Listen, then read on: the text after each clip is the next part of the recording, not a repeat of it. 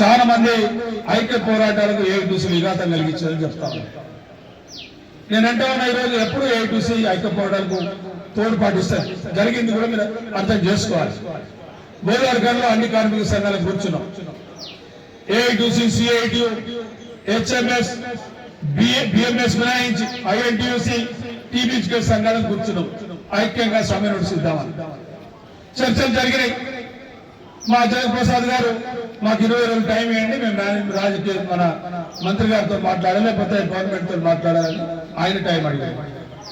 మా హెచ్ఎంఎస్ నాయకుడు ఈ టీబీజీ కేసు ఉంటే మేము ఉండం, ఎందుకంటే టీబీజీ కేసు ఉంటే మేము ఉండం, టీబీజీ కేసు ఉంటే మొత్తం అందరిని పిలవాలని ఆయన అంటారు.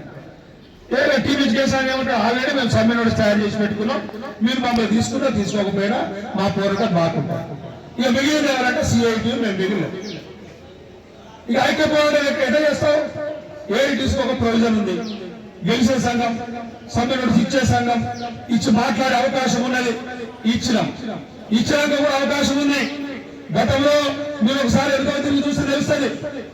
ఇస్తే చర్చలు కనుక సఫలీకృతం కాకపోతే మేనేజ్మెంట్ సమ్మె ద్వారా పోతాం.